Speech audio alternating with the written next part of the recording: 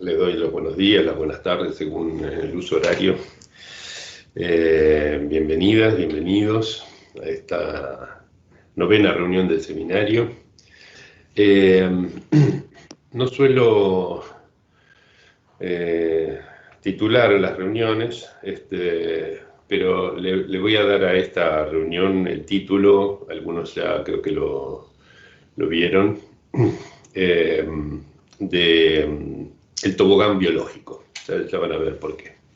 El comienzo de la Primera Guerra Mundial dio a Freud la ocasión de hacer una suerte de puesta a punto del modelo de aparato psíquico que él había ido construyendo a lo largo de las 2 primeras décadas de su trabajo. Estaba diciendo esto de que el comienzo de la Primera Guerra Mundial le dio a Freud ocasión de poner a punto el modelo que había ido desarrollando y también de dar a conocer el psicoanálisis para un público más amplio, ¿no? El fruto de lo primero fueron esencialmente sus escritos metapsicológicos, que están incluidos en este tomo que les muestro ahí, el tomo 14 de las obras completas. Y de lo segundo, de esta difusión que buscaba el psicoanálisis, fueron sus conferencias de introducción al psicoanálisis, ¿no? Que dio en la Universidad de Viena,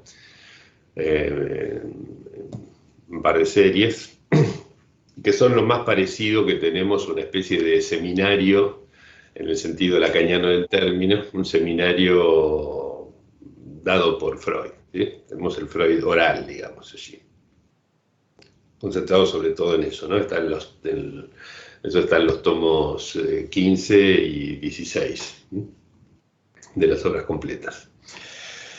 Dado que esas conferencias no incluyen planteos originales, sino nuevas maneras de decir lo ya sabido, creo que es innecesario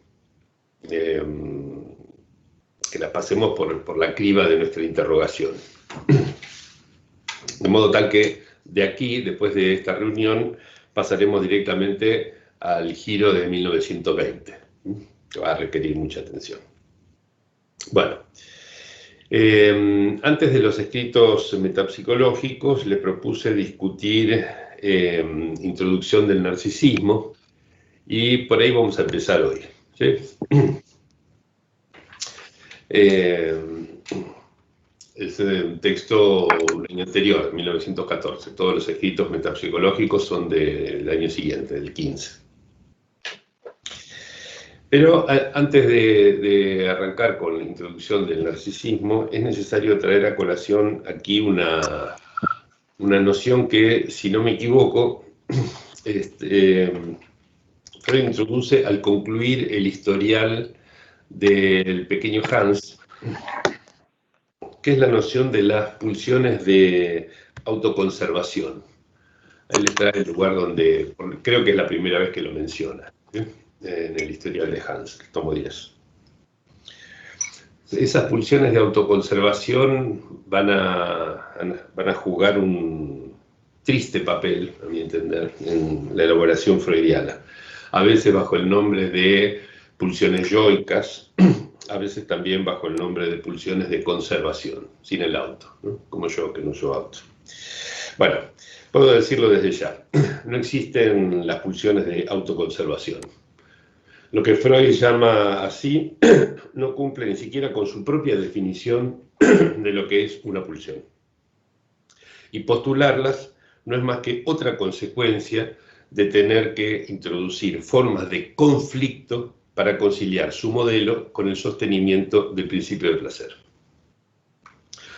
Ustedes recordarán que sin este principio no hay modo de justificar la existencia de dos instancias separadas por una censura nacida del conflicto entre sus aspiraciones, y que ni censura ni conflicto hacen falta para caracterizar el síntoma y el inconsciente. De hecho, Lacan ya nos mostró cómo hacerlo.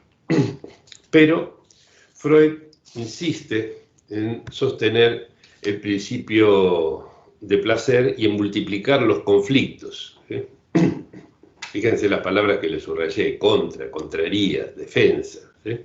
Por más que, como en el caso del hombre de las ratas, de donde está tomado este párrafo, él no sepa de dónde surge la contradicción. Es que el principio del placer, la censura y el conflicto van juntos. Y si el primero cae, los otros dos también. Pues bien, no hay otra razón que el apego al principio de placer para definir el narcisismo como complemento libidinal del egoísmo inherente a la pulsión de autoconservación. En verdad, si lo leen con esta pista, verán que a lo largo de su artículo Freud no necesitará retener de este planteo inicial más que el aspecto del narcisismo como posición libidinal, o sea, distinguir el sí mismo del yo, ¿sí? Que es como dos cosas distintas, ¿no? Una cosa es el sí mismo, otra cosa es el yo, y eso como condición para que el yo pueda devenir objeto de la libido. Esta es la gran novedad de la introducción del narcisismo, ¿no?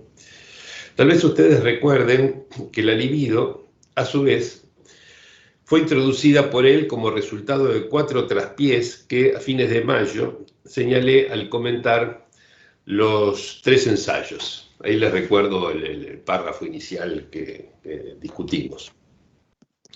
4 traspiés. Primero, dar a la sexualidad humana el carácter de una necesidad que no posee. Segundo, ponerla en serie con la sexualidad animal. Tercero, proceder por analogía con el hambre y no con las ganas de comer. Y, por último, rechazar el término lust como homólogo de hambre en referencia al sexo. Y todo esto solo para sostener el principio del placer. Plantear que el narcisismo describe el hecho de tomar al yo como objeto de goce, lust, ¿sí?, habría sido más exacto, además de que le habría permitido a Freud salir del inútil laberinto en el que el principio del placer lo introdujo.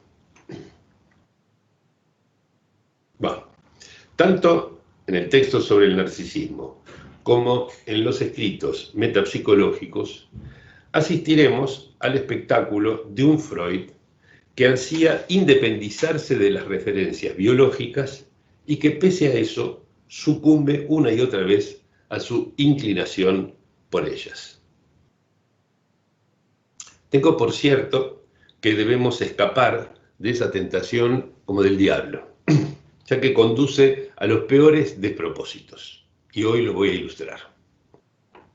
Hace poco me hizo notar esto el único librero neoyorquino que ha tenido en sus manos ejemplares de algunos de los libros que escribí en castellano, mi querido Richard Klein, quien además de tener un bookstand en el Upper West Side de Manhattan, creó y sostiene un riquísimo, cuidado y cada vez mejor provisto sitio web llamado Freud to Lacan, con textos bilingües de ambos, de Freud y de Lacan, visitado y utilizado por miles de personas a las que interesa el psicoanálisis en lengua inglesa.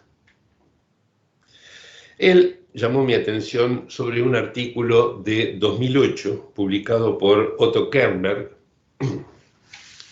Klein es un lector ávido, muy generoso además con sus referencias. Me llamó la atención sobre este artículo de 2008 publicado por Otto Kernberg y junto con otros autores en el órgano oficial de la International Psychoanalytic Association, ¿sí?, la IPA, ¿sí?, que es una institución que Otto Kernberg presidió entre 1997 y 2001. O sea, Kernberg no es ningún personaje marginal dentro de la IPA, todo lo contrario, la presidió durante el periodo que duró la presidencia de la IPA, 4 años, ¿no?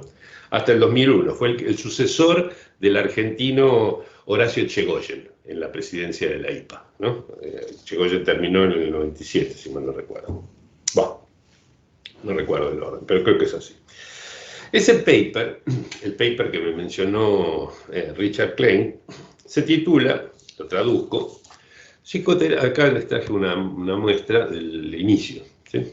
Se titula, traducido sería Psicoterapia centrada en la transferencia, panorama y actualización, ¿sí?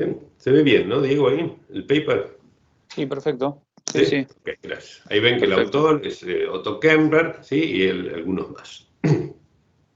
Es un artículo que compara la eficacia de varios tipos de tratamientos, o sea, está en línea con este empuje a la evaluación de las cosas, que es característica de la época en que vivimos y que en Francia llevó unos debates en los que participó toda la MP con Miller al frente. Bueno, en fin. Comentario al margen. Pues. Vamos a centrarnos en lo que trae a colación este artículo. Entonces les decía, compara varios tipos de tratamiento y dice cosas tales como que, prepárense, porque no estamos acostumbrados a leer esta clase de cosas en psicoanálisis, ¿no? Pero dice cosas como que en cierta experiencia que ellos hicieron comparando estos tipos de tratamiento, la predicción de mejoría para cada tipo de tratamiento, ahí les recorto un pedacito, ¿sí? La predicción de mejoría, ¿sí? Fue significativa para la depresión, la ansiedad, el funcionamiento general o global y el ajuste social, ¿sí? Y aclara, entre paréntesis, creo que ahí lo ven bien, ¿no? Dice, todas con P menor que 0,05, todos con tamaño del efecto en el rango amplio, R mayor que 0,36, ¿no? Sigue. Bueno, parece chino, digamos, para quien no está acostumbrado al lenguaje estadístico, pero si no lo saben, esos valores de P y de R significan que la experiencia es estadísticamente confiable. Ni necesito darle las fórmulas que lo definen. Simplemente quiere decir que hicieron un experimento con tantas muestras, tantos casos, que llega a ser algo confiable y con los resultados que muestran una correlación apreciable entre una cosa y la otra, como para testear cierta hipótesis. Bueno, en fin. Como ven, deslizarse por lo que llamé el tobogán de la biología implica aterrizar en cosas como esta. Es la muerte del psicoanálisis, o mejor dicho, es su suicidio. ¿Sí? Hoy veremos en qué medida este tobogán mortal fue construido por Freud. Así que no se puede decir que quienes desembocan en escribir estas cosas, como Kernberg, encima supuestamente es un especialista en narcisismo, según me comentó Klein, gente como esta está siguiendo una línea inaugurada por Freud, ¿sí? Que era, digamos, lo vamos a ver a lo largo de toda la reunión de hoy. No les voy a spoilear lo que va a venir después. Bueno. Entonces, vamos a lo del narcisismo. ¿Sí? Respecto del narcisismo, tal vez ustedes recuerden que en nuestra discusión del caso Schreber ya cuestionamos la suposición de que al inicio nuestras pulsiones sexuales sean autoeróticas. ¿Sí? Ahí ya Freud hablaba de narcisismo en Schreber, ¿sí?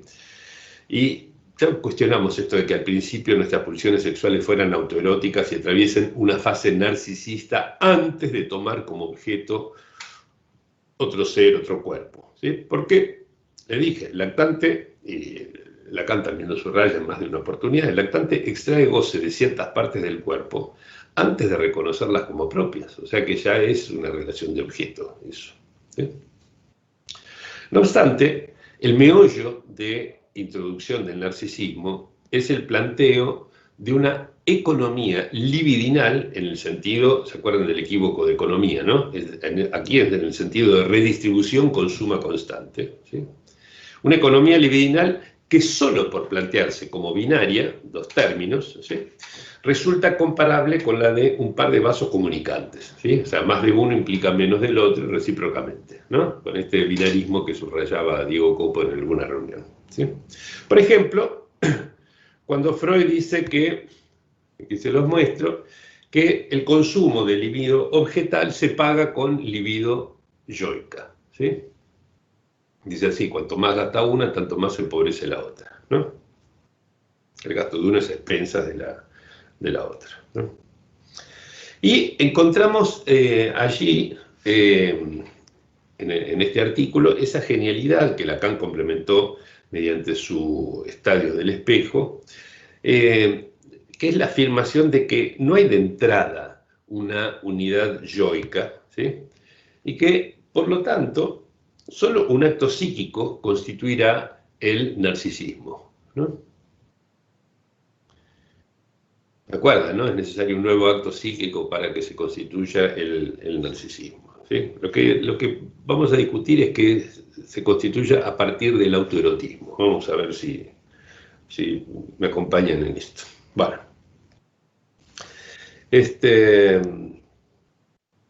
porque, digamos, si nos metemos en el tren de pensar en etapas, ¿sí? Habría que considerar como inicial la relación con el objeto, ¿sí? Y formular del siguiente modo lo que hemos ido planteando al respecto hasta ahora, ¿sí? ¿Por qué? Porque si no suponemos el principio de placer, que es como una anteojera que lastra nuestra observación, la observación de Freud, ¿sí? Si no suponemos el principio del placer, hay encuentro con goces provenientes de variadas formas de excitación, no de descarga, aún antes de nacer, ¿sí? Miren la fotito esta que les puse. Todos habrán visto alguna vez una foto de ese estilo, ¿no? Es decir, el bebé chupándose el dedo aún en el interior del cuerpo materno, ¿no?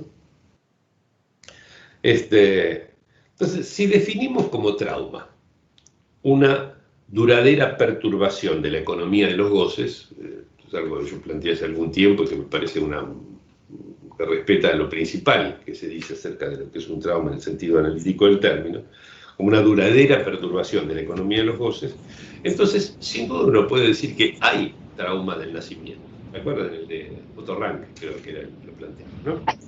Ya que los goces prenatales son realmente pocos y pobres, ¿no? No hay mucha variedad. Mientras que la llegada al mundo humano implica incontables e intensas experiencias de excitación, ¿sí? Entonces, para Lust Sucher, ¿sí? ¿Se acuerdan, no? El precoz buscador de goces. Ese es el comienzo, el nacimiento, digamos, es el comienzo de interminables panzadas de goce y el hallazgo de innumerables objetos añadidos a las ya conocidas partes del cuerpo, que siguen siendo ajenas, ¿sí? Ya que no están integradas todavía en unidad alguna. Entonces, lo que les planteo es que no cabe hablar de autoerotismo más que por un abuso del lenguaje, ya que esas piezas sueltas en las cuales el pequeño buscador encuentra ciertos goces, formen o no parte de su cuerpo, no pertenecen a ningún sí mismo al cual quepa remitir el de autoerotismo. La extrema atención dada a los objetos excitadores puede incluir objetos ya integrados en una unidad, ¿sí? Los primeros otros, ¿sí? Pero solo a partir del estadio del espejo, donde la imagen del cuerpo pasa a contarse entre los objetos y por vía de rebote constituye a ese cuerpo como propio y como yo, ¿sí? Es posible definir un autoerotismo en sentido estricto. ¿Se entiende? ¿No? Entonces, si Freud falsea los hechos observables y llega a invertir la secuencia habitual, se debe nuevamente a su indeclinable apego al principio del placer. Pueden comprobarlo, ¿sí? Así lo vemos, por ejemplo, en la página 82. ¿Sí? Les doy un ejemplo. Aquí voy un poco rápido porque es la misma crítica, la misma forma de razonar críticamente, la que se repite en todos los escritos. Solamente veo los que traen alguna novedad, ¿sí? No les voy a estar repitiendo todo. Esto que les traje aquí es de la página 82. ¿Sí? Por ejemplo, ahí, por asociar el displacer al aumento de tensión, ¿sí? Ven que lo dice ahí, ¿no? El displacer en general es la expresión de un aumento de tensión, ¿sí? Y por sostener el principio de que el aparato busca la descarga, ¿sí? Llega a decir que la excesiva investidura del yo causa el derrame de libido sobre los objetos, ¿sí? Es decir, Es como si hubiera tanta investidura sobre el yo que ya no cabe más, ¿sí? No cabe tanta libido dentro del yo, entonces por eso se ve obligada a derramarse, ¿no? El sobrante, digamos, el exceso, a ir a investir a los objetos, ¿no? Cuando nosotros vemos que la relación de atención, de libido, y de la relación erótica que mantiene el lactante, digamos, con sus primeros otros, es algo absolutamente intenso y muy anterior a la constitución del narcisismo, muy anterior al estadio del espejo, ¿sí? Por eso digo que Freud se vio obligado a invertir incluso la secuencia observable de los hechos por sostener esta idea del principio del placer, ¿no? Bueno, el resto del artículo de este que estamos comentando, de la introducción del narcisismo, está sujeto, entonces, como le decía, a las mismas reservas y críticas que ya hemos expresado y fundamentado en reuniones previas. De modo que ya podemos, sí, pasar a los escritos metapsicológicos. ¿Ok? Bueno, el primero de ellos es pulsiones y destinos de pulsión. Destinos en el sentido de avatares, ¿no? Donde va a parar la pulsión. Y verán que allí el tobogán biológico, como lo llamé, es verdaderamente gigante, ¿sí? En efecto, fíjense ahí, ¿no? ¿Cómo es que empieza Freud a dar contenido, lo llama así, dar contenido al concepto de pulsión? Él parte de la fisiología. Miren los términos que voy nombrando, los términos están subrayados, ¿sí? Parte de la fisiología del sistema nervioso, ¿sí? Y del arco reflejo como, como patrón del paso de la excitación, del estímulo, hasta la descarga, ¿sí? Luego lo modifica en un punto, situando el estímulo en el interior del organismo, en lugar del exterior, como pasa con el reflejo, ¿no? Se apoya en la noción de la necesidad, ¿sí? De la necesidad orgánica, ¿sí? Y entiende que hay satisfacción por cancelarse el estímulo, ¿sí? La cancelación del estímulo es para él la satisfacción, ¿no? Todos estos ingredientes sirven, si lo piensan bien, solo para reafirmar el principio del placer, ¿sí? Y resultan innecesarios e incluso espurios si lo descartamos. Salteo un poquitito más de algunas páginas ahí para seguir comentando, ¿no? Recuerdan, ¿no?, que hay como un montaje, Lacan señala que hay como un montaje, la pulsión, hecho de esos 4 elementos, ¿no? Bueno, de esos 4 componentes de la pulsión que discute Freud allí, en el artículo, el esfuerzo, que es su esencia, dice Freud, sigue siéndolo para nosotros, en nuestra posición, ¿sí? Lo esencial es ese esfuerzo, ¿sí? La meta, que por ahora podemos aceptar que es equivalente a una satisfacción, hay que introducir allí algunos matices, ¿sí? Pero a nuestro entender no se alcanza por cancelar el estímulo, ¿sí? Esto difiere de la concepción que podemos hacer sin el principio del placer, ¿sí? El objeto seguirá siendo, por supuesto, lo más variable, y nada, tenemos que agregar o gritar a su definición, que por demás es amplísima, ¿sí? Ya lo vimos en los 3 ensayos. Y en cuanto a la fuente, el 4º elemento, ¿sí?, no hay por qué situarla en algún lugar del cuerpo, ¿sí? Incluso quizá sea innecesario suponer la fuente de la pulsión, ¿sí? Esto lo dejo para que lo piensen ustedes, ¿sí? Pero, digamos, la cuestión de localizar la fuente en una zona del cuerpo es algo que, en fin, difícil de sostener si sacamos la idea del arco reflejo, el estímulo que parte de un lugar del cuerpo y tiene que tender a la descarga, ¿sí? No. O es innecesario, quizás sea innecesario suponerlo, ¿sí? En fin, bueno, no voy a repetir las críticas ya fundamentadas por Lacan al dualismo pulsional, ¿sí?, que está presente en el artículo, tampoco a la cuestión del origen y de la meta de las pulsiones sexuales, ¿sí? Todo esto ya Lacan lo discutió mucho, incluso la gramática de los destinos pulsionales, que en el seminario 11 Lacan critica, ¿sí?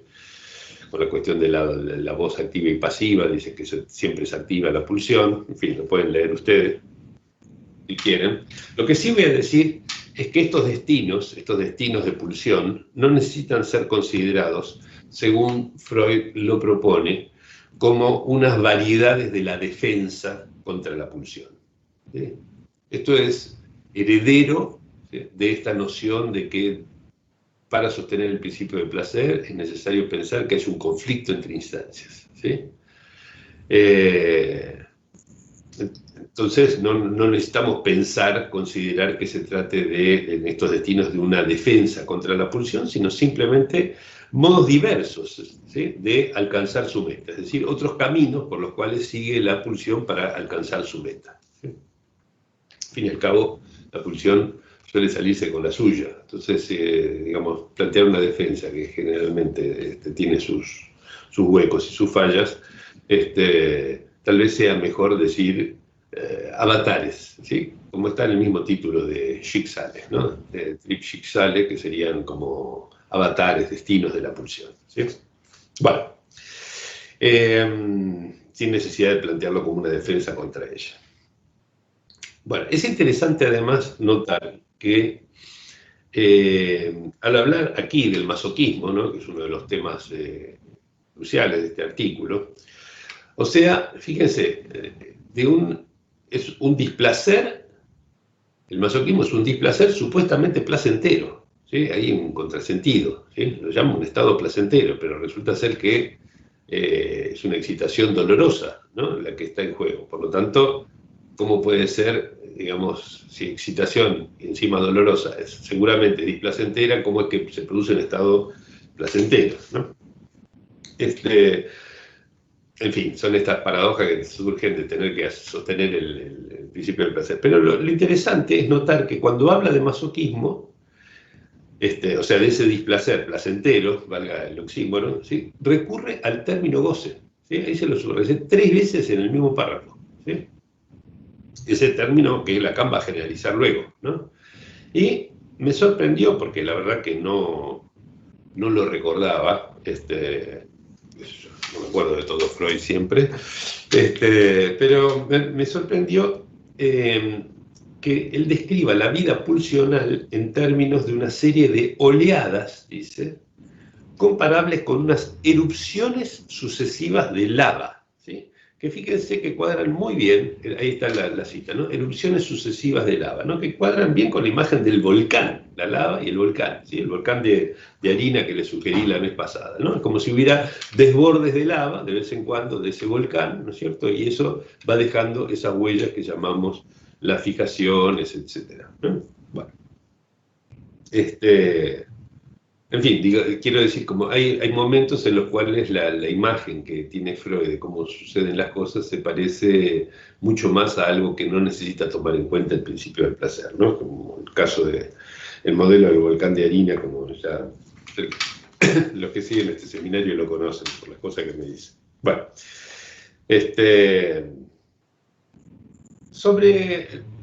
hay muchas cosas que dice este artículo sobre la relación entre amor y odio. Yo ya dije demasiadas cosas antes y durante el último encuentro, él les muestra el logo del último encuentro americano de psicoanálisis de la orientación lacaniana, así que no viene a cuento resumirlas aquí, porque además no se enlazan con nuestra búsqueda, digamos. Hay cosas interesantes, muchas cosas para discutir, pero me quiero concentrar en ver las consecuencias que tiene y erradicar el psicoanálisis, el principio del placer y lo que está ligado, ¿sí?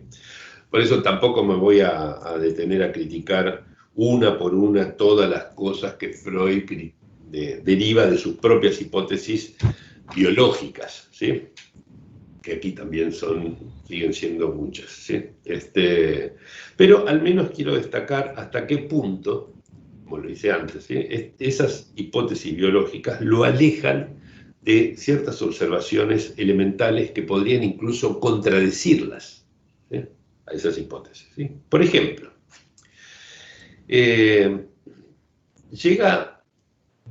¿cuál es el primer ejemplo que puse? Acá está. Llega a considerar que la polaridad placer-displacer crea una suerte de campo de fuerzas que atrae o repele al sujeto, a un sujeto pensado como si fuera inerte, ¿no? O sea, si algo es placentero, entonces me siento atraído, y si algo es displacentero, me siento como repelido por ese objeto, ¿no? Que me desagrada, ¿sí?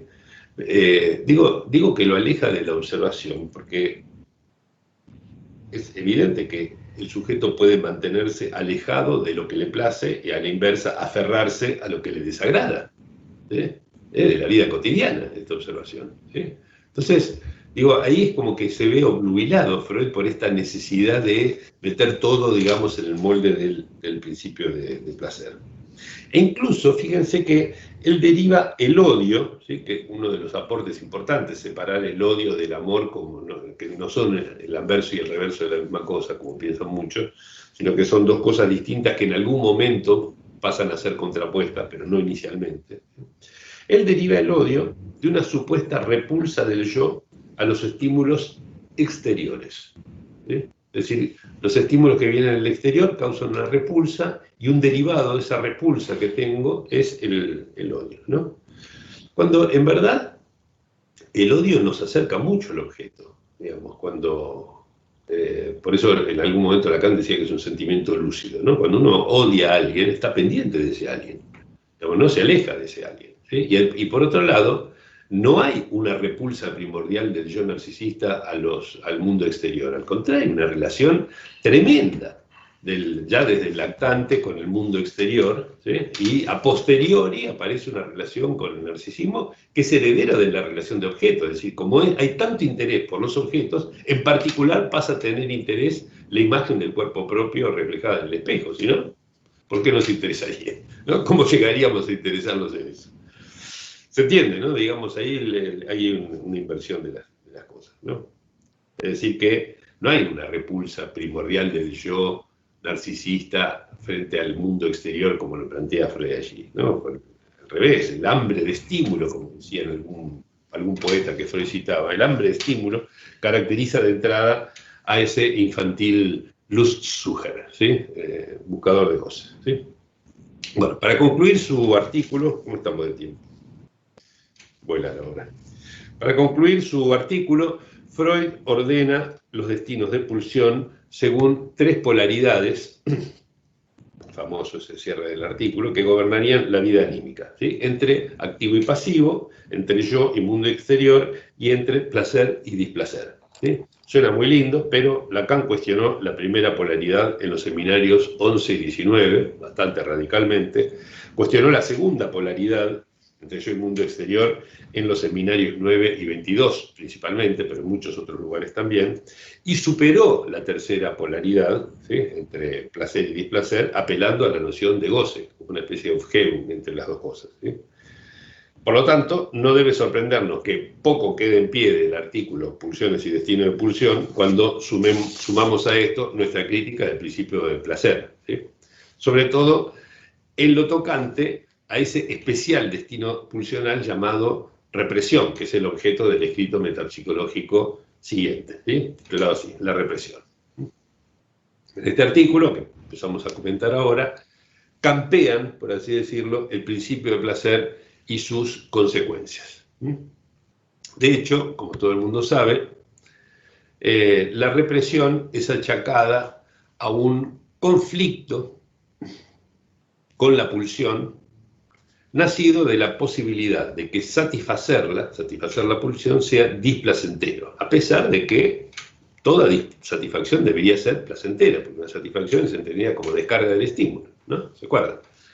Ahí, digamos, ¿cómo Freud crea un problema y tiene que resolver el problema que él mismo creó, ¿sí? ¿Cómo lo resuelve? Lo resuelve suponiendo satisfacciones que, ahí está, ¿no? Que serían placenteras aquí y displacenteras allá, lo cual requiere que haya un aquí distinto de un allá, ¿sí? Es decir, una separación, como él lo llama, entre consciente e inconsciente, ¿sí? Separación que se supondrá un efecto de una represión primordial, lo exige el modelo que está construyendo, ¿sí? Pero esa represión primordial carece de justificación porque no tiene ningún conflicto en que apoyarse, ¿sí? Y por eso Freud va a tener que hipotetizar el inmotivado surgimiento de una contrainvestidura. ¿sí? No se entiende por qué habría que defenderse de la pulsión. ¿Está? Bueno, como toda la teoría, piénsenlo ahora con la distancia que nos da la enseñanza de Lacan, toda la teoría de la represión va a ser reformulada por Lacan sin hacer referencia al principio del placer. Ni lo menciona para hacer la teoría de la represión, ¿sí? En términos de significantes, ¿no es cierto? La relación entre represión y retorno de lo reprimido en términos de metáfora, digamos, no necesita hacer referencia al principio del placer más que como el pasar y no como justificación de nada, ¿sí? Entonces, no hace falta que nos detengamos en ella, ¿sí? Y por eso no le voy a prestar particular atención al artículo de la represión, que, digamos, está incluido, es uno de los destinos de pulsión, le valen las generales de la ley, simplemente Freud amplía un poco más esta forma de destino pulsional, ¿sí? El mismo argumento nos permitiría sobrevolar muy rápidamente el artículo siguiente, el escrito metapsicológico que sigue, que es el del inconsciente, pero a pesar de ello me gustaría subrayar ciertos detalles de ese artículo que no suelen destacarse, ¿sí? Que tienen que ver con lo que a posteriori me quedó como el meollo o el saldo principal de la elaboración de esta reunión, ¿no? De lo que preparé para esta reunión. Ante todo, ¿hasta qué punto la concepción freudiana de lo inconsciente sigue estando fuertemente lastrada por nociones neurológicas y, en general, biológicas, ¿sí? De tanto leer a Lacan y leer a Freud con Lacan, había perdido un poco de vista la perspectiva de esto, ¿sí? Hasta qué punto está preñado, digamos, de estas nociones neurológicas en particular y biológicas en general.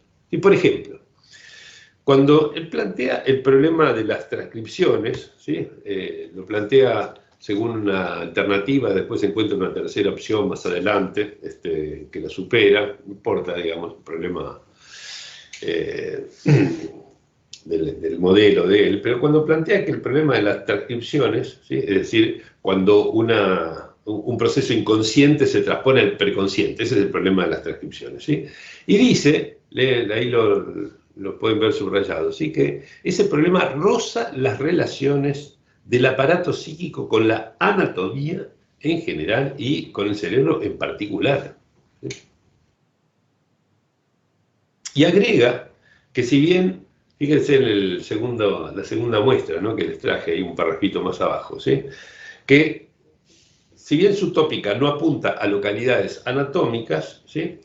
Ello es así solo provisionalmente, está subrayado el provisionalmente, ¿sí? Están bastardillas en el texto, ¿sí? Es decir que el tobogán biológico aquí es muy ancho y encima aspira a ampliarse, extenderse, ¿no? Quizás más adelante, ¿sí? Lo que ahora es provisional, ¿sí? Se cumpla, ¿no? Es decir, que la tópica psíquica puede apoyarse en la anatomía del cerebro, ¿sí? Vale. En fin, por lo demás, este apego al principio de placer prepara la crisis del modelo económico que va a estallar 10 años más tarde de este artículo, ¿sí? En 1925. Respecto, aquí Freud explicita su concepción de los afectos en general, esto incluye entonces a la angustia, que es un afecto especial, y de los afectos y de los sentimientos como si fueran ahí está la primera cita, ¿no? Como si fueran procesos de descarga hacia una motilidad, está la nota al pie que les puse ahí, una motilidad interior al cuerpo, ¿no? Descargamos algo en una motilidad hacia adentro, ¿no? Medio raro, digamos. Y dado que según sus propios supuestos toda descarga es placentera, y acá está hablando de que el afecto es una descarga, ¿sí? Entonces la angustia debería serlo. La angustia debería ser placentera, porque es una descarga, ¿sí? Hay algo que anda mal, evidentemente, ¿sí? En un libro que escribí hace unos añitos, que se llama Pasos hacia una economía de los goces, planteé por primera vez la necesidad de erradicar del psicoanálisis el principio de placer y toda noción que de él dependa, ¿sí? Lo que estamos desarrollando este año, ¿no? Y ahí ya comenté la errónea vía que sigue Freud a la hora de afrontar el impas que en lo inconsciente ya toma forma sin que él lo note, por otro lado, ¿sí? De todos modos, voy a dejar para la crítica de inhibición, síntoma y angustia el comentario de este error, ¿sí? Es el escrito donde el modelo económico 10 años después estalla, ¿sí? Bueno, una cosa más. Si bien alguna vez Freud había utilizado el término metapsicología, es aquí donde le da la definición canónica, es decir, ese triple abordaje tópico, dinámico y económico de las cosas, de los procesos. Y observen que aquí la noción de economía recupera sus títulos, no como principio de placer y ahorro, ¿sí?, sino como redistribución con suma constante, ¿sí? La primera parte de lo que les mostré ahí lo muestra, ¿sí? Porque es una, digamos, tiene el objetivo del contador, esa economía, ¿sí? O sea, perseguir los destinos de las magnitudes, dice, ¿no? No de dinero, sino de excitación, pero bueno, como un contador, ¿no? Es decir, ¿dónde están las cosas? Si salieron de acá, tienen que estar en otro lado, ¿no? Eso es redistribución con suma constante, ¿no? El libro la lógica del libro de caja en la contabilidad. De hecho, Freud parece haber olvidado aquí su principio de placer, ¿sí? Lo digo exagerando un poco, digamos, ¿sí? Porque ese principio de placer, ¿se acuerdan que es el otro sentido en que usa el término economía, ¿no?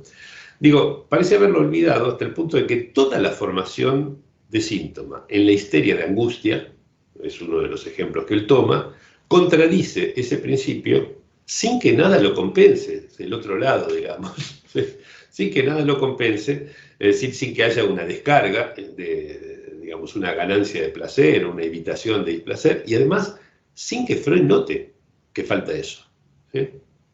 Dicho en pocas palabras, no es que aquí hay placer en un lado y displacer en el otro, como decía antes, sino hay displacer por todos lados, por doquier. Ustedes, si leen con esta pista el artículo, lo pueden comprobar sin mi ayuda, ¿sí? Al respecto, les voy a señalar un pequeño error que hay en la página 180 de la versión castellana, y se lo mostré, donde dice que la moción pulsional en la fobia, que es lo que viene discutiendo, ¿sí?, la moción pulsional alcanza a la percepción sustitutiva, debería decir a la representación sustitutiva, ¿sí? El término alemán es, lo chequeé, es Ersatzvorstellung, ¿sí? Vorstellung es representación, Ersatz es sustituto, ¿sí? No es percepción, ¿sí?, que Barnum no tiene nada que ver el término, ¿sí?, sino representación sustitutiva, ¿sí? Es un error de la traducción. Así que lo pueden corregir con confianza.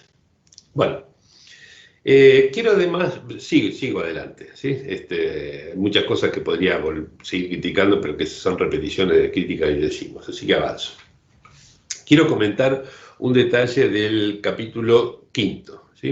El comienzo de ese capítulo 5 dice que el núcleo del inconsciente consiste en mociones de deseo, él lo subrayé, y a continuación las llama mociones pulsionales, ¿no?, como equivalentes, ¿sí? Por tanto, de mociones de deseo. Estas mociones pulsionales y sigue, ¿no? Son lo mismo, mociones de deseo y mociones pulsionales. La verdad, cuando leí esto, preguntaba cómo se me pasó por alto este eslabón perdido, ¿sí? Les explico por qué me interesó tanto este detalle. Resulta ser que hace como 10 años, después de mostrar que la orientación lacaniana no apunta a lo real, sino a lo singular, me propuse estudiar en detalle la orientación freudiana, a ver si era lo mismo, digamos, o había alguna discrepancia entre Lacan y Freud en este punto. Vi que no había tal discrepancia y que en la orientación freudiana lo singular, que forma parte de ese núcleo del inconsciente al que Freud se refiere aquí, ¿sí?, en esta frase que me sorprendió, la orientación freudiana da el nombre de núcleo del ser a esa singularidad, ¿sí? Y a eso apunta, a ese núcleo del ser, apunta la flecha transferencial de la cura, que yo llamé la flecha de Eros, el título del libro siguiente que escribí, ¿no? Entonces, el primer capítulo de ese otro libro se dedica al núcleo del ser, ahí es el título del capítulo, y ahí observé que al comienzo de la obra de Freud, ese núcleo del ser es moción de deseo y al final es moción pulsional. Pero no había encontrado cuál es el sitio de cambio, dónde cambia de una cosa a la otra, ¿sí? A pesar de que uno podía ver que lo que decía de una cosa y de la otra eran prácticamente equivalentes, ¿sí? Bueno, estaba aquí, en el artículo de lo inconsciente, en el capítulo 5 que les estaba mencionando recién, ¿sí? Donde equipara, dice, emoción de deseo, emoción pulsional, la misma cosa, ¿sí? Pero mi alegría además tiene un segundo motivo, y es que la ecuación freudiana entre emoción de deseo y emoción pulsional se inserta en mi propuesta actual de este año de pensar la vivencia de satisfacción como productora del deseo de gozar. ¿Se acuerdan que lo mencioné al principio? ¿Sí? Si hay deseo de gozar, entonces emoción de deseo y emoción pulsional son lo mismo, ¿sí? O sea que, como ven, la trama se va aclarando, ¿no? En fin. Del resto de este capítulo quinto del inconsciente solo les voy a decir 3 cosas, ¿sí? Ahí están los recortes, ¿sí? Primero, Freud insiste en poner el proceso primario bajo la ley del placer, ¿sí? Insiste con eso, ¿sí? Equipara las energías psíquica y nerviosa, ¿sí? Biológica, ¿sí? Y llega a sugerir una continuidad entre el inconsciente humano y un inconsciente animal, ¿sí? O sea que el tobogán biológico sigue espantosamente bien pulido, ¿sí? Y eso además se agrava en el 6º capítulo, que además de introducir una nueva censura, ahora entre preconsciente y consciente, termina comparando el inconsciente con el instinto. Creo que fue tanta lectura de Lacan lo que me llevó a olvidar estas cosas que decía Freud, ¿sí? Aquí Freud, el biologismo freudiano es enorme, ¿sí? E insisto, digamos, uno podría decir, bueno, ¿por qué no mantener ese biologismo, etcétera? Conduce, como les mostraba el artículo de Kemper, conduce a algo que es verdaderamente el suicidio del psicoanálisis, porque es renunciar a la singularidad en beneficio de la estadística y de la evaluación, ¿no? Que es lo que está sucediendo con buena parte del psicoanálisis en el mundo, los que siguen esa orientación kemperiana, es decir, el grueso de la IPA. Bueno. Entonces, paso ahora al siguiente, capítulo 7, ¿sí? Merece un comentario más extenso, un poquito más extenso al menos, porque en él aparecen al fin las benditas palabras, ¿sí? Que hasta ahora ni aparecían en el artículo, ni sobre la pulsión, ni sobre el inconsciente, no aparecían las palabras, ¿no? Es a partir de una referencia a los trastornos del lenguaje en la esquizofrenia, ¿sí? Esa referencia da pie a comentar la implicación de las palabras en los síntomas psicóticos y también neuróticos, ¿sí? También la función clínica de los equívocos, como aparecen en un lugar y en el otro, y la distinción dentro de la representación objeto entre una representación cosa y una representación palabra. ¿Sí? Ahí cosa es sage, no es ding, ¿no? Pero resulta que esta última, o sea, la representación palabra, la Wortvorstellung que aparece allí, ¿no? La representación palabra es justamente la que falta en el inconsciente, ¿sí? Ahí el inconsciente contiene las investiduras de cosas de los objetos. El preconsciente, consciente, tiene las dos, ¿sí? Pero el inconsciente solamente las investiduras de cosas. Por lo tanto, le falta la representación palabra, ¿sí? O sea que es un inconsciente, el que Freud tiene en mente allí, es un inconsciente formado entonces únicamente por representaciones de cosas, ¿sí? Y un inconsciente ajeno hasta tal punto al lenguaje es algo difícil de tragar para un lacaniano, ¿sí? Que suele pensarlo en términos significantes y estructurados precisamente como un lenguaje. Bueno, ahí se puede discutir qué quiere decir estructurado como, en fin, pero cosa que hice en mi primer libro. Bueno, en fin. Pero no fue por otro motivo que comenté este último capítulo, que por otro lado no sufre cambios radicales si eliminamos el principio del placer. Prácticamente los planteos se mantienen incólumes, ¿sí? Así que con esto finalizo el comentario del artículo del inconsciente. Entonces, el penúltimo, ¿cómo vuelve a la hora? El penúltimo artículo al que me voy a referir hoy es el complemento metapsicológico a la doctrina de los sueños, ¿sí? Que es 1915 como los demás. No lo voy a comentar para discutir la teoría de la regresión, que es su principal aporte, sino apenas para mencionar un detalle que figura en la página 230.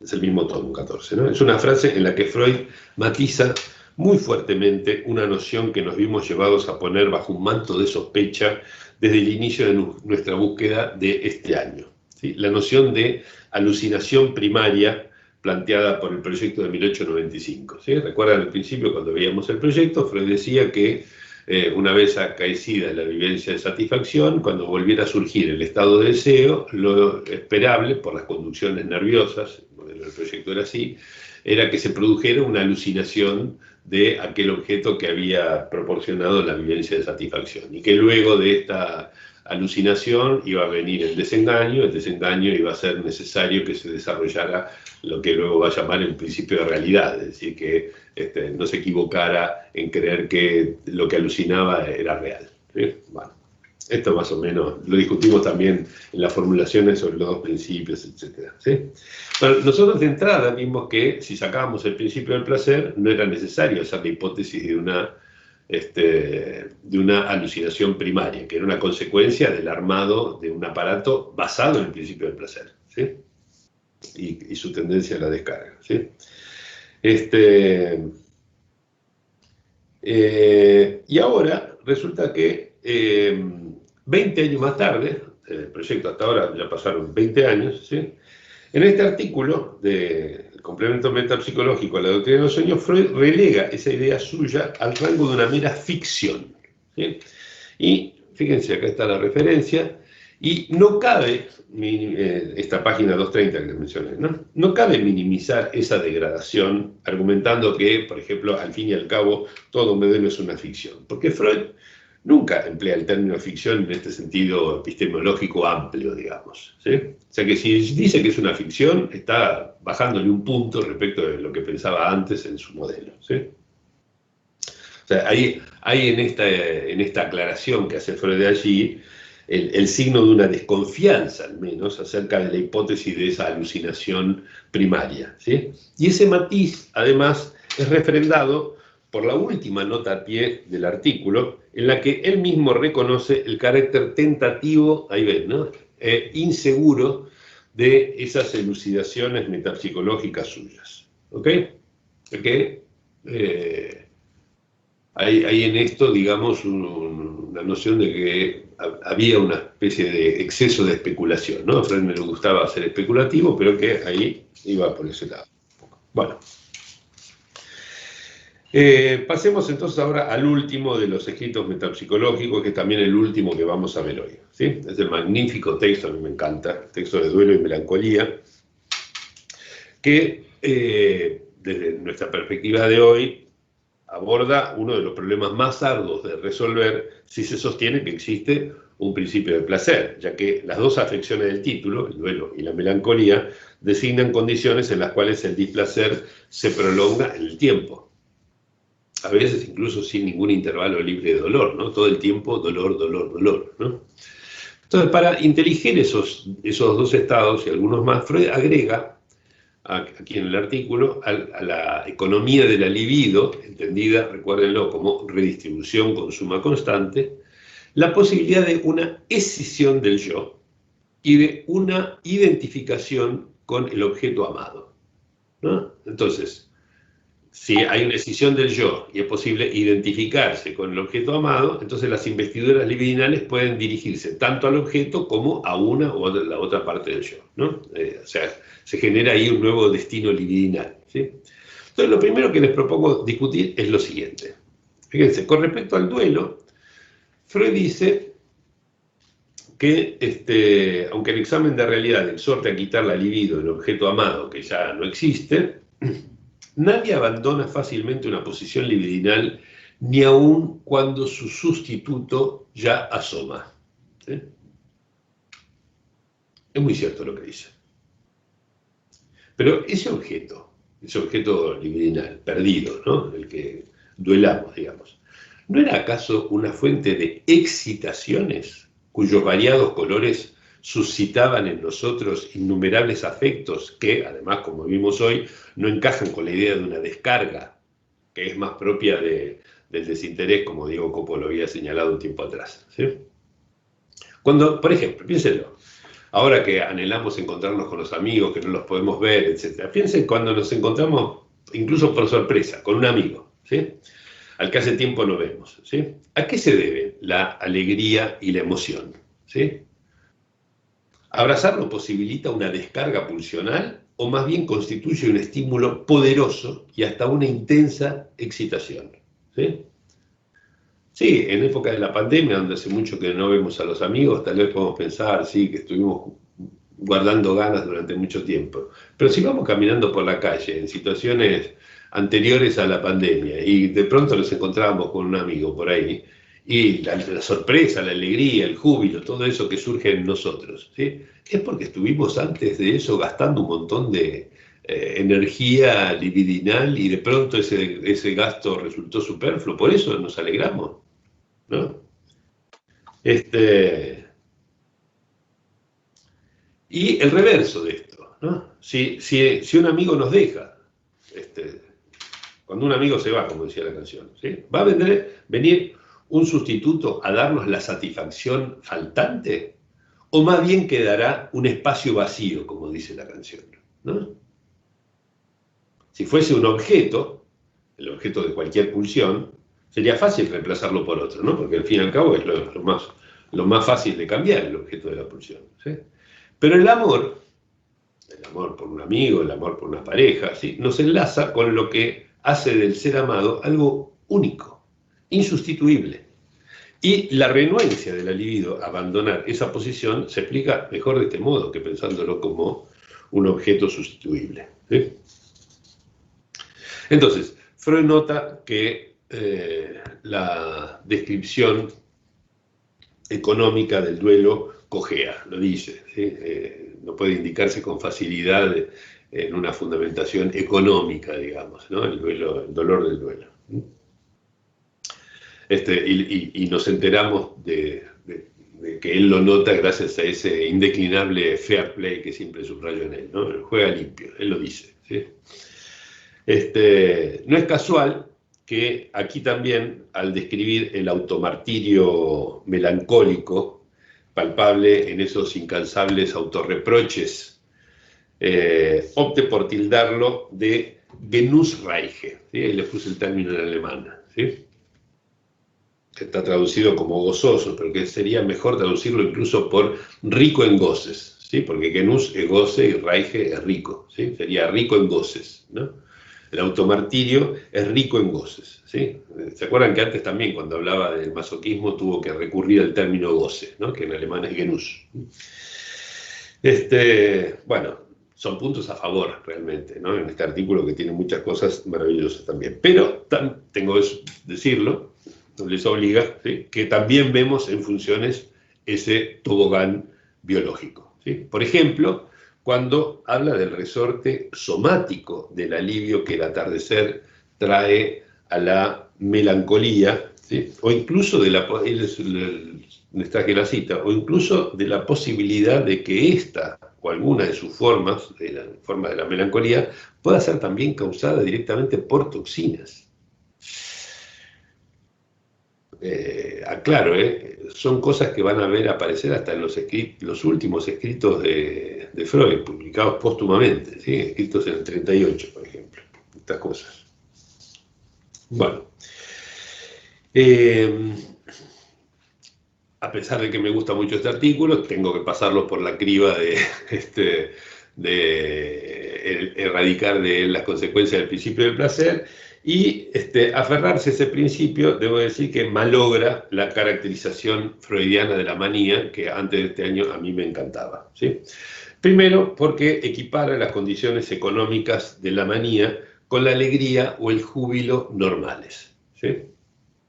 Esto les puedo asegurar que para mí fue una ganancia clínica, ¿sí? Es decir, aprendí algo clínicamente por criticar la descripción freudiana de la manía por comparación con la alegría o el júbilo normales, el contrapunto que hace con eso, ¿sí? Porque esos dos estados, la alegría y el júbilo normales, ¿sí? No se producen como él los describe, ¿sí? O sea, por ahorro súbito de unos grandes y prolongados gastos psíquicos que se tornaron superfluos. Es lo que le decía recién del encuentro sorpresivo con un amigo, ¿sí? De acuerdo, una madrugada de carnaval, caminaba por una playa de Salvador, en Bahía, y me topé con Caetano Veloso. Estaba tomando el sol de la madrugada, recién salido, ¿sí? De golpe me invadió una alegría enorme, que no se explica por cancelación de ningún gasto previo, ¿sí? Y que además, este es el detalle que agrego, luego un tiempo se extinguió. O sea, me dejó un buen recuerdo, pero digamos, esa alegría enorme que me invadió terminó enseguida, ¿sí? Y esto es algo que diferencia la alegría y el júbilo de lo que ocurre en el caso del maníaco, porque el júbilo maníaco es peligrosamente inextinguible, ¿sí? En la alegría normal y en la manía, no es un gasto previo lo que una vez ahorrado deja libido disponible para la descarga, sino el surgimiento de una nueva fuente de excitación, que es inagotable para la manía, ¿sí? Y eso es lo que precisamente hay que localizar clínicamente, ¿sí? En el primer ejemplo que da Freud, el del pobre trabajador, está ahí en esta misma página, ¿sí? Sin subrayar, pero está ahí. En el ejemplo del pobre trabajador que un día gana una fortuna, ¿sí? La alegría, en ese caso, podría perfectamente acompañar un gran descanso, ¿no? Tanto trabajaba que finalmente, ya ahora teniendo dinero, puede descansar, levantarse a cualquier hora, tomarse largas vacaciones, etc., ¿sí? Mientras que el maníaco está bajo el imperio de una necesidad de hacer cosas sin parar, ¿sí? Mientras el cuerpo aguante, ¿sí? Y a veces llega hasta el límite de la exhaustión, ¿sí? Creo que Kraepelin usaba la frase necesidad imperiosa de actuar, ¿no? del maníaco, ¿sí? Para describir ese estado. Por lo menos, digamos, lo que es el paradigma de la maníaco-depresiva, que es la hipomanía, ¿no? Bueno, en definitiva, la imagen que quiero transmitirles es que el afecto no es una descarga, es una inyección, ¿sí? Bueno, también aquí, tengo tiempo de decirlo, también aquí encontramos muestras del fair play de Freud, ya que más adelante él confiesa que aún no sabe con qué medios económicos, no es Santiago, me parece, ¿no? A ver, no, sí, está. Él no sabe con qué medios económicos se consuma el duelo y que no va a entender, esto es lo que subrayé más fuertemente ahí abajo, que no va a entender bien la manía hasta no inteligir la economía del dolor, ¿sí?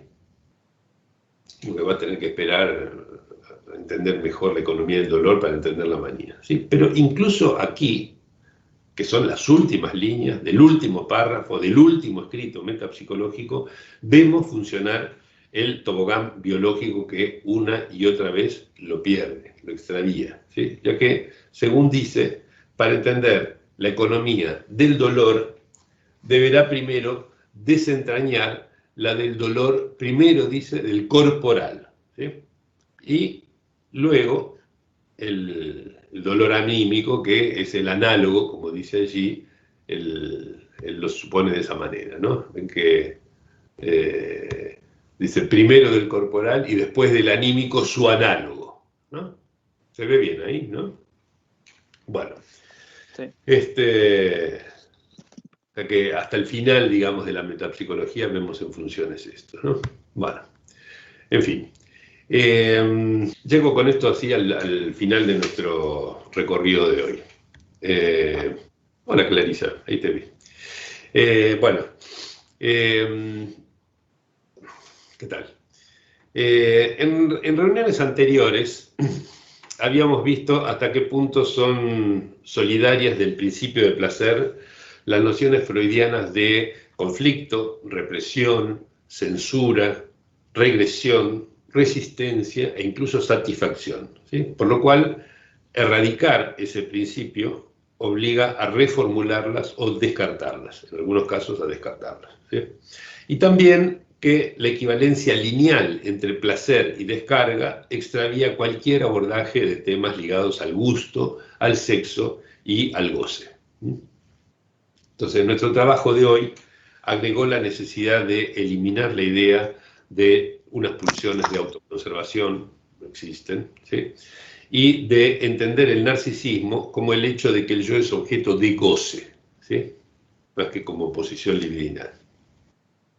Tanto en el texto donde Freud lo introduce, donde introduce el narcisismo, como en los escritos metapsicológicos, vimos hoy a Freud inclinarse por referencias biológicas de las que él mismo dice que ansía independizarse, y lo vemos entonces construir así un tobogán por el cual el psicoanálisis puede acabar suicidándose, como le dije al principio. Pero ese tobogán adolece además de un defecto de fábrica. Hasta tal punto está encorsetado por el principio del placer que llega a falsear la observación misma, tal como lo hemos visto en referencia al autoerotismo y su relación con el narcisismo y con el amor de objeto, o en su modo, por ejemplo, de caracterizar la pulsión y sus vicisitudes.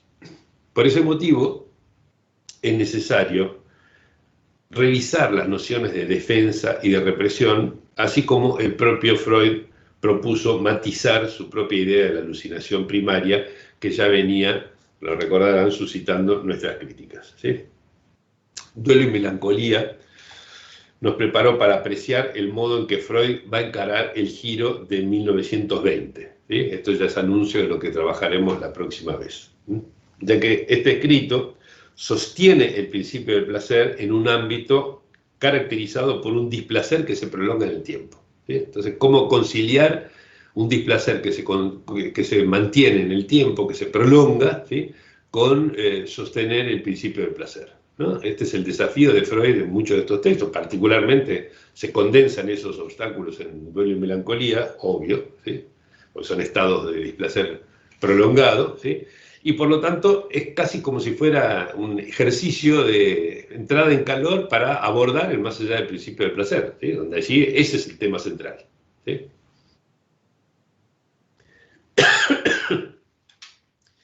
Bueno, evitar deslizarnos por ese tobogán biológico nos permitió ver bajo otra luz el duelo mismo, el rasgo insustituible de su objeto, la imposibilidad de consumar en él un deshacimiento libidinal completo, cosa que le criticaron al propio Freud, ¿sí? Cuando tuvo el duelo por la muerte de su hija, ¿no? Que, bueno, comentario histórico al margen, ¿sí?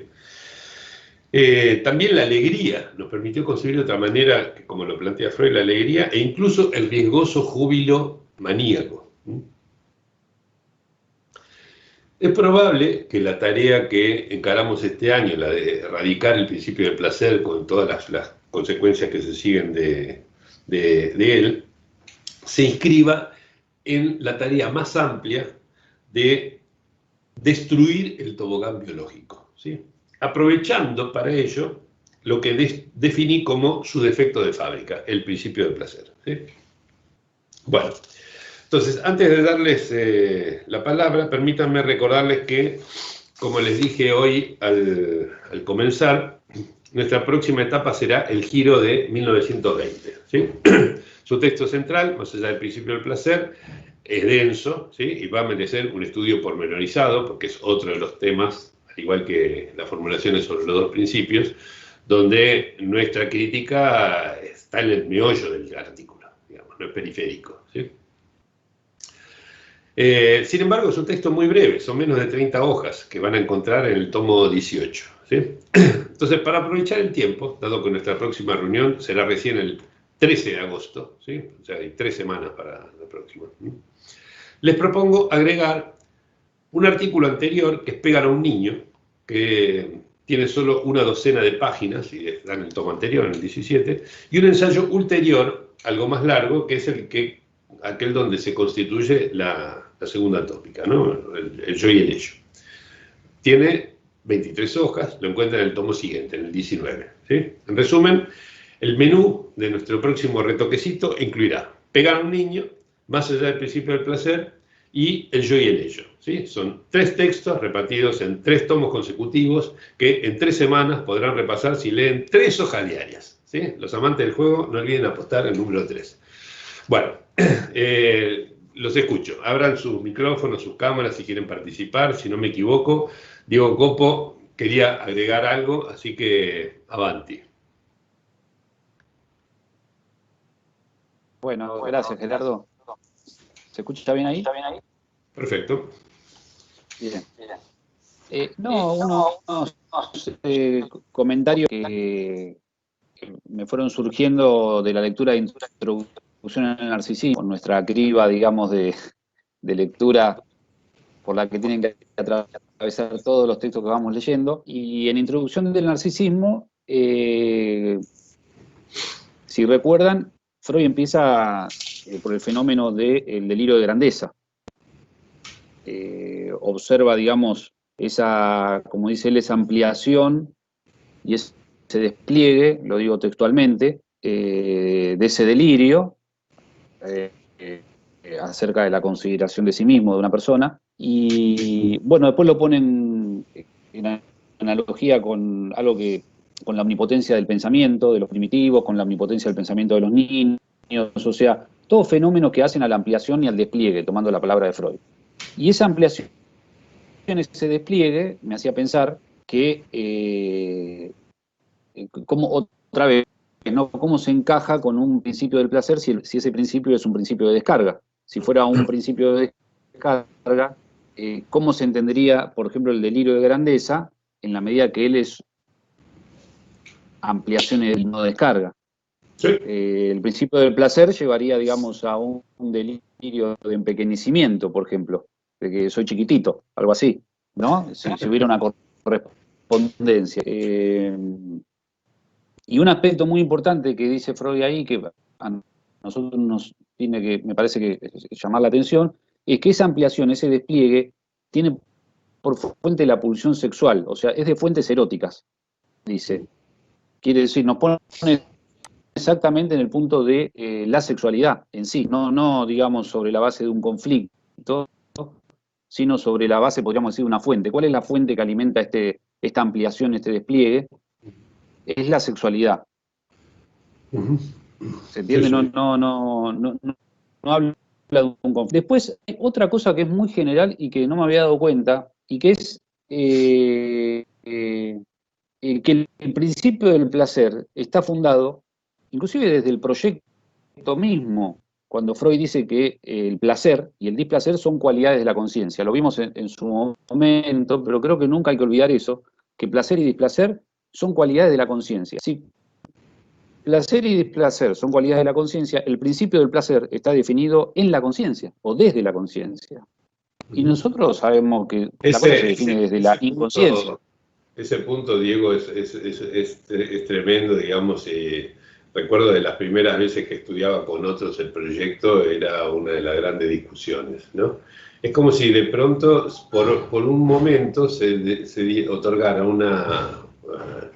¿cómo decirlo?, un valor enorme y decisivo, crucial, ¿sí?, a lo que acontece en la conciencia, que en el resto de la obra freudiana es prácticamente un títere de lo que pasa en el inconsciente y como lo que llega después de todos los tamices de pasar por la censura, por las deformaciones, ¿no? Es muy llamativo, ¿no? Porque efectivamente es un proceso cuantitativo que ocurre en lo inconsciente, tiene por efecto la cualidad de placentero o displacentero que se presenta a la conciencia. Pero esa cualidad que es reflejada en la conciencia tendría una cumpliría una función de comandar lo que ocurre en el inconsciente, ¿sí? Es decir, si va para este lado, entonces comanda para que se siga, y si va para el lado contrario, para que no se siga, ¿no? Ahí hay un problema, casi diría, de cibernético, digamos, ¿no? Por las magnitudes de excitación que se manejan en una instancia y en la otra, y al mismo tiempo del modelo mismo, inherente al modelo mismo, ¿sí? Por eso es que Freud necesita hacer un paralelismo automático, digamos, entre placentero y displacentero, por un lado, y aumento de excitación o disminución. Porque aumento y disminución son factores cuantitativos que podrían perfectamente justificar un modelo que se rige siempre por ir a la descarga, ¿no es cierto? Y eso sería el correlato de lo que luego aparece en la conciencia bajo la forma cualitativa. ¿Sí? Muy buen señalamiento. Sí, sí, pero eso es un problema que está en la raíz del principio del placer. Claro, recordaba, digo para que lo recordemos, la figura que usa Freud ahí es la del anoticiamiento. Él dice, algo que pasa a nivel de la excitación es anoticiado en la conciencia bajo la forma de una cualidad. Como dice, no cualidad buena, cualidad mala. Como si se fuera haciendo una transcripción en la conciencia de algo que pasa en la inconsciencia. Entonces, siguiendo la metáfora de el hecho y la noticia, lo importante no es tanto la noticia, sino el hecho, como determinación, quiero decir. El hecho, bueno, digamos... no empecemos a hablar de política, porque acá, digamos, en la Argentina, a veces lo único que importa es la noticia más allá de los hechos. No, que me parece que no es una buena comparación acá. Bueno, no, pero digo, no, justamente del hecho puede haber muchas noticias distintas. Quiero decir, el hecho tiene una, en cuanto a determinación, me parece que es donde porque la misma nominación de principio habla de que el principio determina. Entonces hay que ubicar el lugar de la determinación. Exacto, sí, efectivamente. Sí, Entonces, el modelo de Freud siempre es determinista e incluso sobredeterminista, o sea que los hechos psíquicos están sobredeterminados. ¿Sí? De hecho, Lacan en la carta robada dio un modelo sintáctico de esas redes de sobredeterminación perfecto, digamos. Cómo puede funcionar sin que haya ninguna conciencia que lo comande. Bueno, no, y después en la introducción del narcisismo, en el punto 3 de la introducción del narcisismo, digamos, Freud presenta una de las formas más claras del tema del conflicto a través, digamos, de lo que es la excitación frente a la conciencia moral. No sé si lo recuerdan. Pero él dice, dado ese conflicto, instalada la conciencia moral y su trabajo eficaz, ella sufre, la conciencia moral, es objeto de una rebelión, en el sentido de que la excitación se rebela contra la conciencia moral. Por lo tanto, otra vez, el principio del placer, si es Descartes, ¿de dónde sale esa rebelión? ¿Cuál es la fuerza de esa, no de eso que se revela? Y tanto, digamos, este tema de la rebelión, quiero decir, la rebelión y la conciencia moral, como el que decíamos del principio del placer definido desde la conciencia, pensaba que clínicamente, como consecuencia de todo esto que estamos analizando, ¿en qué lugar deja el analista? Porque, quiero decir, ¿no? Si hay un principio del placer que nosotros lo contrastamos con que la excitación, lejos de ser una disminución, siempre aumenta, parecería ser que el aumento de la excitación sería como una falla del principio, porque si el principio dice que descarga, y nosotros nos encontramos con que hay aumento, ¿cómo aplicamos ese aumento? Nosotros, me pregunto, ¿actuaríamos como correctores de una falla del principio? Cuidado porque... Sin responder a esa pregunta, agrego otra. ¿Sí? Agrego otra. Porque por las consecuencias que tiene respecto a lo que es la posición del analista y casi yo diría si hay una moral analítica más que una ética, digamos, que comandaría esa posición, ¿no? Fíjense, por ejemplo, yo esto lo pienso hace muchos años, ¿no? Si nosotros pensamos que, en definitiva, frente a cierto asedio de la pulsión, la idea que está condensada en la vía de formación de síntomas, ¿no? Una de las conferencias de esta época de Lacan, ¿no? De las conferencias de introducción, de Freud, perdón, de estas conferencias de introducción al psicoanálisis, donde dice que había una relación de objeto, una frustración que viene del exterior, la libido entonces resulta ser introyectada, por la vía de la fantasía se conecta con los puntos de fijación pulsional e infantil, y entonces ese recrudecimiento, por así decirlo, de la excitación pulsional, que era punto de fijación infantil, busca la descarga. Pero resulta ser que, entre tanto, el yo ha madurado y ya no le gusta satisfacerse, qué sé yo, digamos, a la manera en que lo hacía el niño. De ahí surge el conflicto, la formación de compromiso y el síntoma, ¿sí? La idea es que, en definitiva, solamente en esa última etapa es que se separan la neurosis de la perversión, ¿sí? El perverso sería el corajudo que se anima a dar satisfacción a la pulsión, tal como la pulsión se lo dicta, y el neurótico sería el cobarde, digamos, donde tiene un yo medio puritano que dice no esta forma de satisfacción, ¿sí? Y por lo tanto habría siempre en la apreciación del neurótico una sospecha de cobardía moral, ¿sí? ¿Se entiende? ¿No? Entonces, digamos, el analista estaría ubicado en la posición de alguien que mira como con cierta displicencia al pobre neurótico, ¿sí? Que no sabe cómo lidiar con sus cosas infantiles y con su pulsión. En cambio él sí, el analista sí habría sabido cómo hacerlo. Lleva a posiciones de superioridad, a posiciones despectivas respecto de los analizantes, por pensar que el problema, digamos, de la formación de síntomas surgió de un conflicto entre el yo y la pulsión, ¿sí? Que es un conflicto en última instancia moral, ¿sí? Esto me hizo acordar tu comentario acerca de la conciencia moral que traías recién, ¿no es cierto? Fíjense qué distinta la posición que plantea Lacan cuando en los complejos familiares dice que se ha descuidado mucho la estructura en beneficio del dinamismo y propone hacer un análisis estructural que arranca en el año 38, antes del estructuralismo, en Lacan. ¿Sí? Porque en términos dinámicos tenemos el conflicto. Si hay conflicto, entonces tenemos la cobardía moral, ¿sí? Pero si pensamos en términos estructurales, que la represión se produce por la existencia misma del lenguaje, por ejemplo. ¿Sí? Que la relación entre represión y el retorno de lo reprimido tiene que ver con la estructura del significante, ¿sí? ¿Qué cobardía moral podemos achacarle al neurótico? Ninguna. Son avatares del significante y del goce, ¿sí? Lo que acontecen allí. Entonces la posición del analista es totalmente diferente allí en la clínica, ¿sí? Entonces, pensar sin referencia a este conflicto dinámico que propone Lacan en el 38, ¿sí?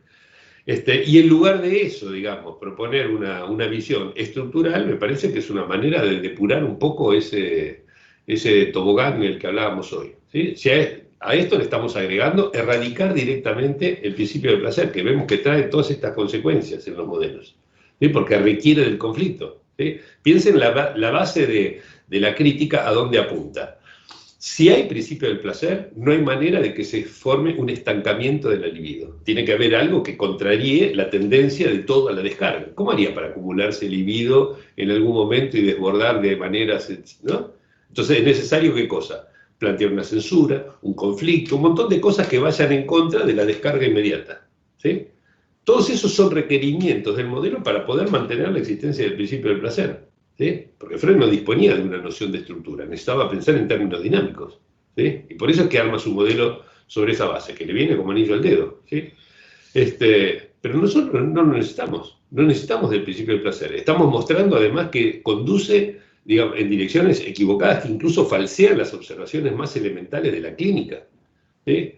Entonces, yo digo, no es cuestión de corregir el principio del placer agregándole su más allá, porque más allá, en definitiva, lo conserva, ¿sí? Y seguimos aún pensando, por ejemplo, el malestar en la cultura en términos del principio del placer y su más allá, o pensamos la pulsión de muerte en términos del principio del placer y su más allá. Hay que pensarlo de maneras diferentes, pero me estoy adelantando un poquitito a las cosas, ya llegaremos a esos textos en las próximas reuniones. Quiero dejar, por si alguien quiere tomar la palabra, dejar un tiempito más, nos quedan todavía un par de minutos, que alguien más intervenga. Gracias, Diego. Harold. ¿Sí? ¿Quién está hablando? Jorge. Ah, Jorge, ahí está. Te escuchamos, Jorge. Ahorita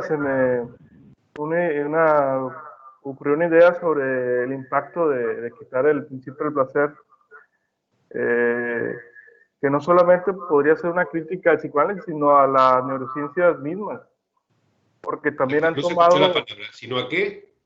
a las neurociencias. Sí. A partir de la crítica del principio del placer, ya que, por ejemplo, recuerdo el libro que es un libro central de los neurocientíficos, entre comillas, El cerebro y el hombre, de Damasio, donde él trabaja sobre que las emociones se crean a partir del placer y el dolor. Entonces, a partir de un resorte somático, dice él, que primero es el cerebro, luego la mente y luego la conciencia. Entonces, a partir de lo que estamos revisando ahorita, sería una crítica a todo este desarrollo de equiparar sobre la mente y el cuerpo como una sola unidad. Entonces, sí, pensaría que quitando el placer, pues desaparecería casi toda la teoría del sustento de la neurociencia. Pensar que nosotros generamos emociones a partir de lo que es placentero y lo que es doloroso. Entonces, eso es lo que más, una idea general de lo que se me ocurrió ahorita. Sí, sí, estoy de acuerdo. En mis últimos flirteos con las ciencias, me dediqué un tiempo a inteligencia artificial y redes neuronales, y trabajé con gente que se dedicaba a eso, y era muy divertido, digamos, ver cómo ellos se inspiraban a veces en cosas como el proyecto de Freud, tenían el tomo 1 ahí en sus bibliotecas en la Facultad de Ciencias Exactas, y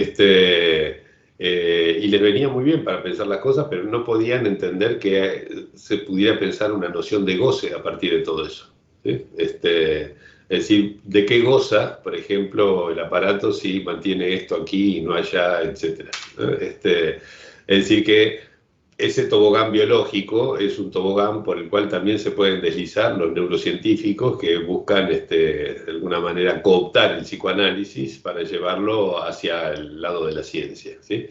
El psicoanálisis no es una ciencia y deslizarse por ese tobogán puede terminar en cosas como las que les mostré hoy, el artículo ese de Kernberg.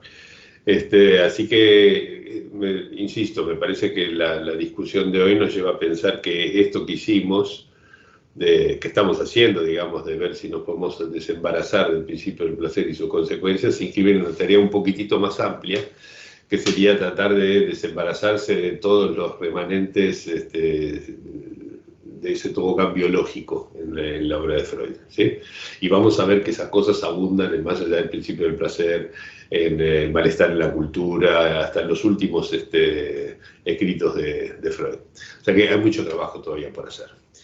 Se nos pasó ya un poco la hora, así que hoy lamentablemente no vamos a tener mucho más tiempo para las discusiones. Recuerden que en esta plataforma de Teams se pueden escribir cosas en el chat y podemos seguir dialogando entre una reunión y la siguiente a través del chat de la aplicación.